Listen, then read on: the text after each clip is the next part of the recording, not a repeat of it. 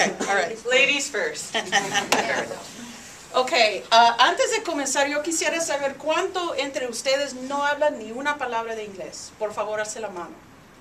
Ok, todos más o menos. And you are her daughter? Ok, entonces te voy a pedir que traduzcas, ok? But you can do it. Trust me, I believe that you can do it. Okay, for the rest of you, y esta parte lo voy a decir bilingüe porque quisiera que nos conocemos. Mi nombre es Andrea Merida. Yo he vivido en esta parte de Denver por muchos años. Yo me gradué de la secundaria de Lincoln. Pues no les voy a decir cuándo, pero... Y antes de comenzar, and before I really launch into what I'm going to say, I want to actually recognize Michelle Moss, who is here. She is my predecessor on the school board and served this district faithfully, very dedicated for 8 years before I even decided to do it. So, la persona que me precedió, aquí está, se llama Michelle Moss. Go and sit up, Michelle.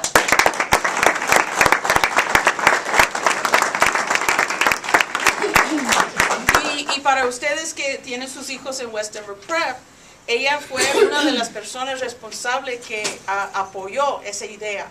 So for those of you who have your kids at West Denver Prep, she was one of the people who actually fought for and made sure that you had West Denver Prep. So, you know, it's an option for the kids in this area, and there you go. So that's...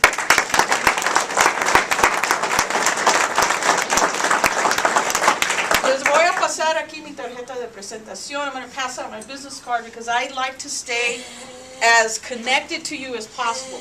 So, what works? What's going on in education? I want to tell you a story about a high school in Massachusetts called Brockton High. In 1999, only about 36% of the students were achieving at all, were passing their state standardized tests with any kind of strength at all.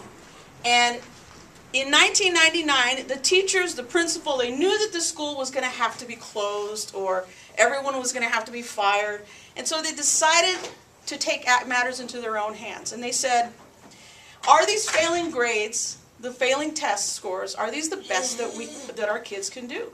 They decided no. And so they sat down, teachers, principals, and I should say that every single one of the teachers in that school building were union teachers.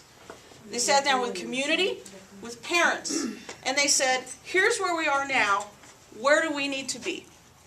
And so over the last 10 years more or so and more, they've come up with a plan, they work collaboratively, they know what the goals are, they work towards the goals, the teachers have time to collaborate together, and so everybody is basically, as if we say in English, rowing the boat in the same direction. And so now, Brockton High in Massachusetts, in the Boston area, outperforms 90% of all the other high schools in Massachusetts. Now, this is a school with a very high number of free reduced lunch students. In other words, kids who are considered low income. High numbers of English language learners.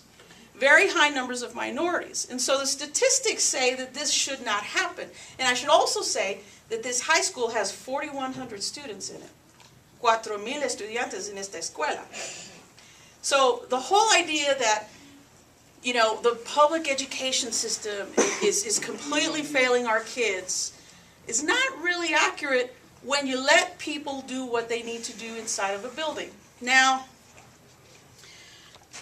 I don't know if any of you surf the internet, but if you have my card, it's got my website address on it. And before I came to this meeting, I went ahead and put links to the articles that talk about this kind of thing so that you have an opportunity to see for yourself, so that you can read it and see what I'm talking about.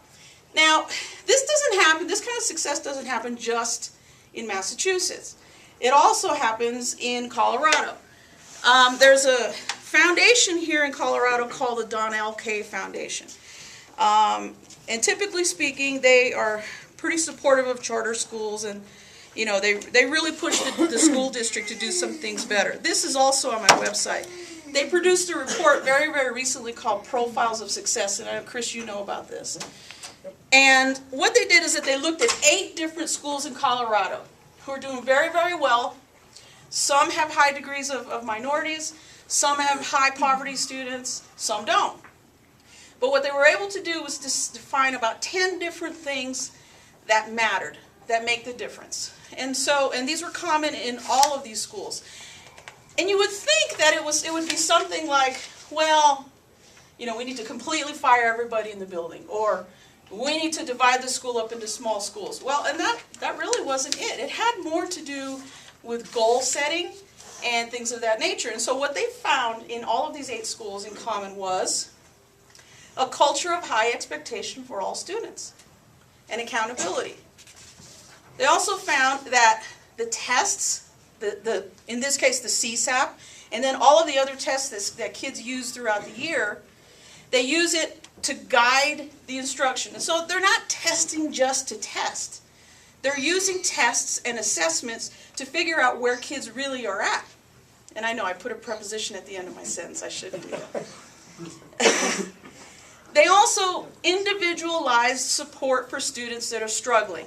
And so they didn't pretend that all of the students in a classroom had the same ability. They were able to say, this student over here needs a little bit more help. Let me individualize how we instruct this kid. What do we need to do to help this kid succeed so that, you know, bring them up to speed? They said they had active engagement of teachers in the school leadership and decision making. Now, everybody knows that the one factor in a school that makes a difference, and Chris, you're going to agree with me on this, the one factor that is the most important is the teacher that we have in the classroom. And so you cannot be outside of the classroom.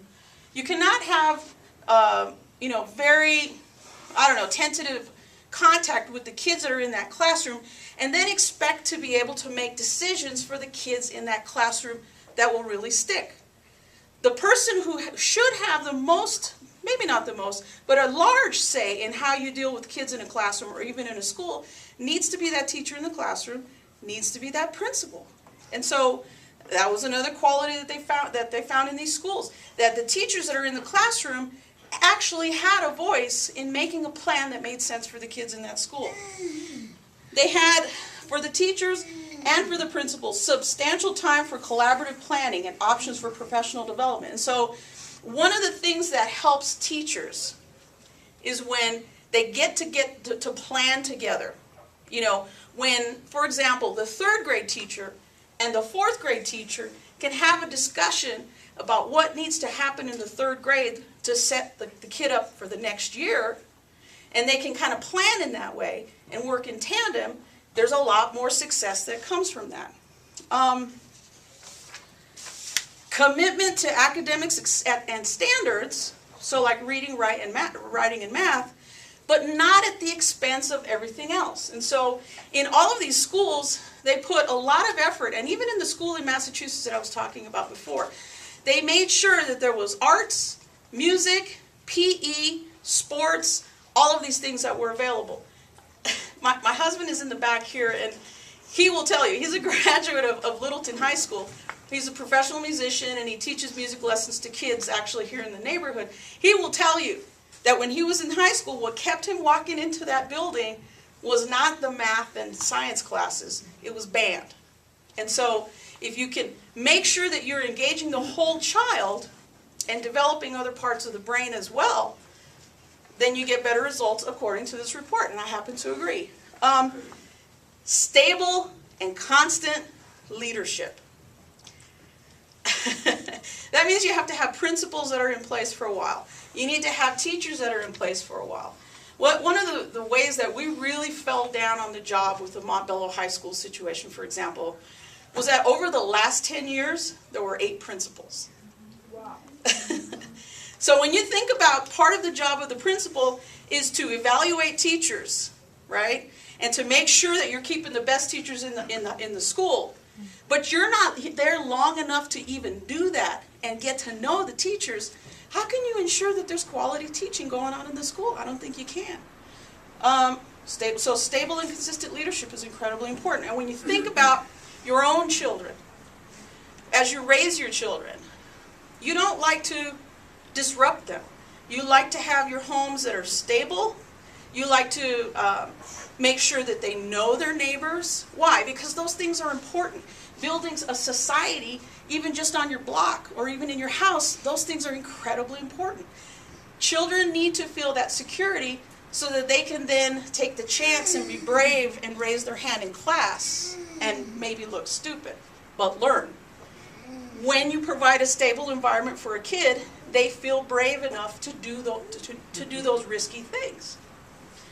And there were a few other things, like being able to, giving the principal and the teachers the power to decide how best to use the money and school books and things like that in the school building. To make decisions about whether or not the curriculum was even good. So, I mean, and again, that's all on my website if you want to take a look at it. And so, with all of this information, it kind of makes me sit back and look at what we're doing at DPS. One of the things that I notice right off the bat is the fact that oftentimes what we test for on the CSAP is not actually what we're teaching in the classroom. For example, the 9th grade math curriculum that the DPS tells math teachers in high school that they must teach is just algebra. However, the math CSAP for 9th grade is algebra and geometry. So we're making decisions on whether or not, we're making decisions about students, teachers, and buildings with data like this.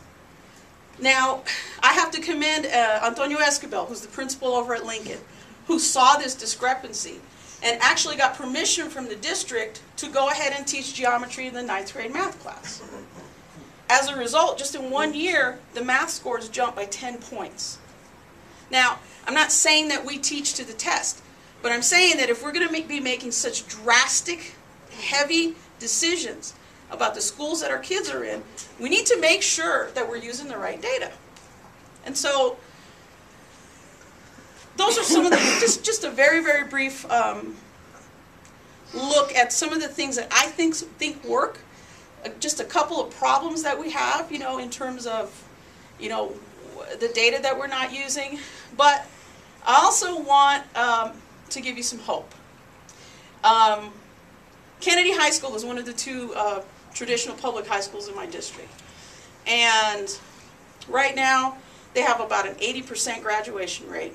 They have a high number of English language learners, and it keeps growing every year.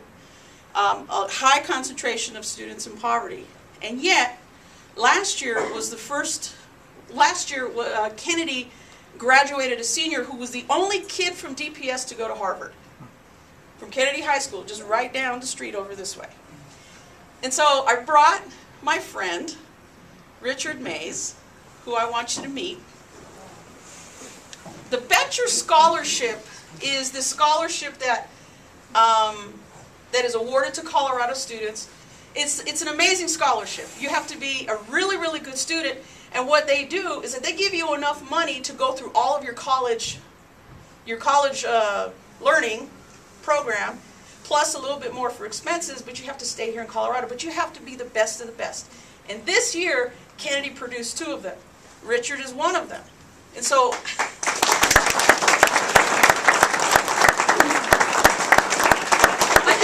I wanted him to introduce himself to you and just to say a couple of things about Kennedy and what works at Kennedy. So, go ahead, Richard.